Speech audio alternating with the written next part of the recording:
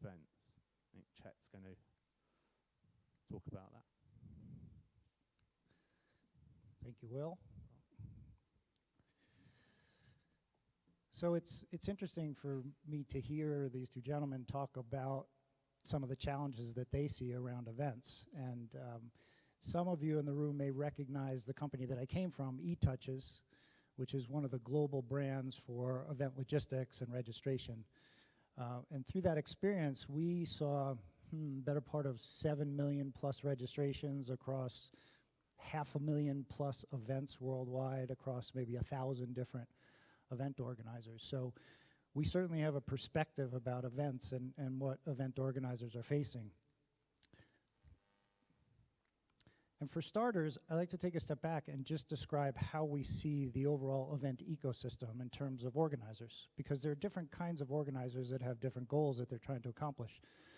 So roughly, our experience has been roughly a third, and a third of corporate and media brands, membership organizations, and then professional event organizers.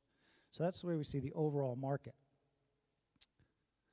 So just a quick poll. I'm interested to see in the audience, where do you fit in that range?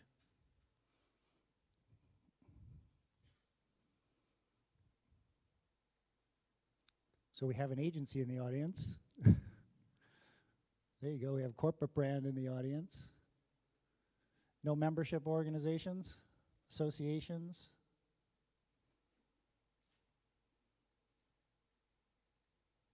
There we go. Very interesting. Very good. So now I'd like to step back and talk a little bit about the event tech ecosystem. So what we mean by that is the different technologies that you as organizers are using to put on your events. So these are just examples of types of technologies that we see sort of across the board. So hopefully everybody's using some sort of CRM system to track your sales and your potential customers. There's also marketing automation in the mix so that you can do the kinds of automated digital marketing efforts that Will was talking about tracking before.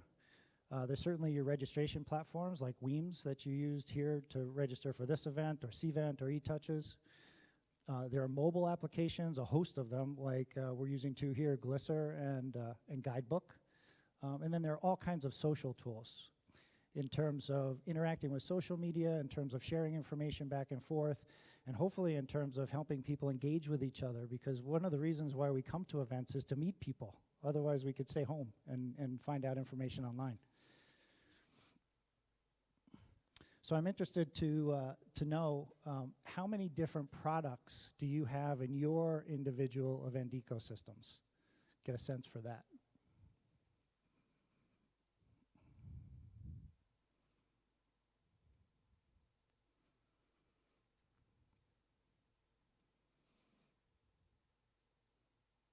So it's interesting. We're focusing in on a couple. In many of the larger clients that we work with, the large corporate brands or media brands, they often have many. Yeah, we see some people in there that have quite a few. So I would expect the average to be more in the 4 to 5 range overall, and we're sort of getting there based on people's responses. So that's interesting. Thank you. I appreciate the feedback. So now I'd like to talk a little bit about what we call data exhaust. So people are using all these different technologies, and part of the problem is that none of them are integrated together. So each one is creating its own little silo of data. And for instance, if you're using Salesforce for CRM, Salesforce has fantastic analytics, and you can look at that slice of data through Salesforce. But at the same time, if you're using Marketo for marketing automation, they have great analytics, which is showing their silo of information. But ideally, you as event organizers really need to see what's going on across all of that data, really, because this is your event ecosystem. This is your event process that you're using this technology to drive, and this is your event business that you're trying to generate revenues for, hopefully. Or if it's a case of a corporate brand, maybe it's not about generating revenues from the events. Maybe it's about generating revenue from sales that result from these events. Whatever your particular goal is that you're trying to accomplish, it's really important to see what's going on across the whole event ecosystem that you're using. And what we see is most of this data just goes poof, up in smoke, and it's gone. And we've seen that for a long time. Back in the mid-2000s, we started seeing that there's this huge value in all this data that people are collecting, but virtually nobody is really leveraging all that data to produce results for their events. So, why is that? I say the biggest problem is that people don't really have a data strategy. And what does that mean? It's an often overlooked term. So, my experience in talking to many, many, many people who organize events is that they don't necessarily have clear goals for what they're trying to do with their events. And the first session today, we started off talking about ROI, and one of the recommendations was to start with the end in mind. And certainly, that's where I start in terms of my big 6 steps to really creating a solid data strategy. I think it's very important to start with that end in mind. What we see happening instead is that people in the event space are selecting technologies to use around their events in an ad hoc way. It's sort of what's the newest, coolest, shiniest, glitziest looking tool to use for my event. But there's not a lot of thought given to what's actually the business outcome that we're trying to produce. Based on that business outcome, what are the metrics that we want to use to measure and help us achieve that outcome? Based on those metrics, what are the pieces of data that we need to collect to be able to create those metrics? Based on the data that we need, what are the tools that we can use to collect that data? And then once we select those tools, how do we integrate all that together? So the process is sort of backwards. And that's what we're trying to really work with the industry to try to change that behavior and have people think more about data strategy and why it's important.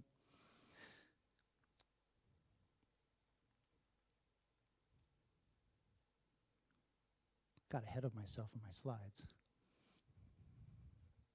So what we recommend is that you start small, because all this can be incredibly overwhelming to event organizers.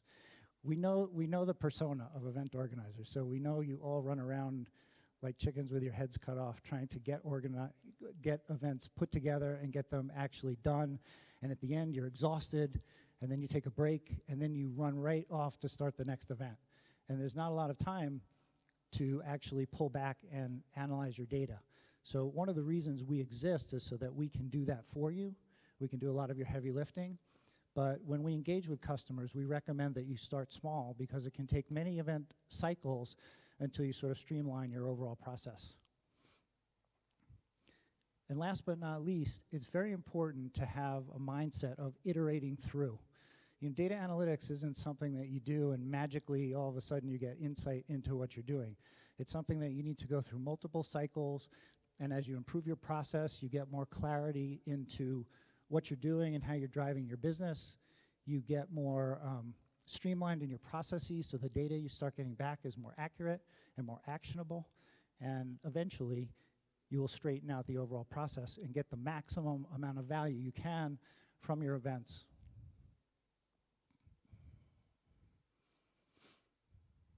So, question for you, how many of you actually have a clearly defined data strategy?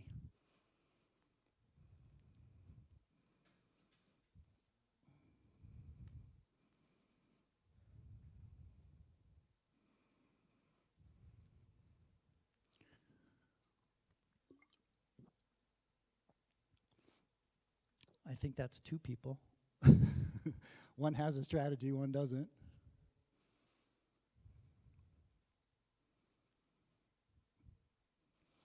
So it's interesting, the feedback that we're seeing here, people think that they have a solid data strategy. I would love to talk to those people afterwards and actually talk about their strategy and see what it is and see how how they've actually organized their data. Because part of the problem that we find is that because the data is coming from all these different systems that are very siloed, it's very difficult to connect the information together.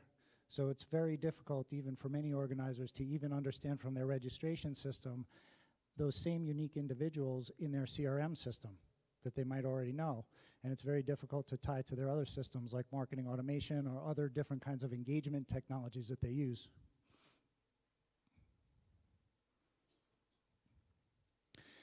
So how do we tackle this problem? And what do we actually do with InsightXM? We talk about our 4-step process of aggregating, enriching, analyzing, and then extracting insights so that we can inform our customers and help them drive their business.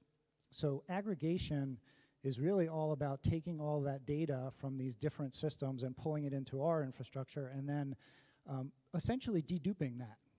So there's an age-old CRM problem of deduplicating data and making sure that you don't have the same person in your CRM, multiple times, because that's not good.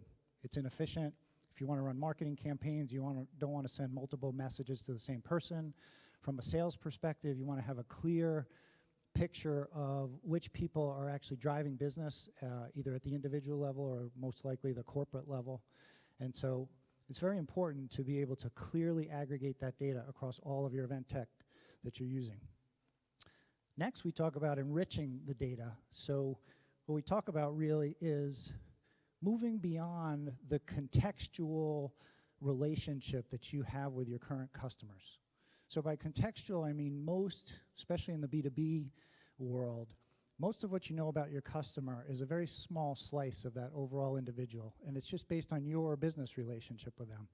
But the whole rest of the pie represents the rest of that individual, and understanding more about that individual helps you get the right people to your event, helps you provide content and methods of engagement that resonate with those people, based on their behavioral profiles, their psychographic profiles, and it also helps you understand better how to get the right sponsors and exhibitors that will meld well with that audience. It helps you understand what those people are talking about today, so what content is relevant. Helps you understand who the key social influencers are in your audience so that you can attract them, because they will help attract people to your events. So there's a lot of information that can be gathered through that enrichment process, and it's very, very critical to the overall success. And then we go on to provide quite a bit of different kinds of analytics, and the real magic occurs when we go beyond the pure data science of analyzing your data, and we actually take the experience that we have in the space and we add that into the mix. And so based on all of the events that we've seen and all the event organizers that we work with over the years, we take that industry expertise and combine it with the analyses to help you actually derive out of these analyses direct actions that you can take to help improve your events.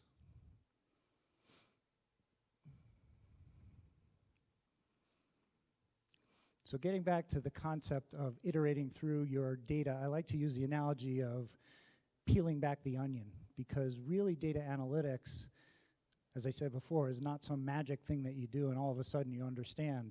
It's an iterative process, and I like to say it's like, you start with the first analysis and you get some insight, and then you peel back the onion another layer, and then maybe you add some other data to the mix, you do another analysis, you say, aha, I see something more. And it's actually a never-ending process of sort of improving your overall process, adding data to the mix, getting better visibility into what's going on amongst your audience and amongst your events.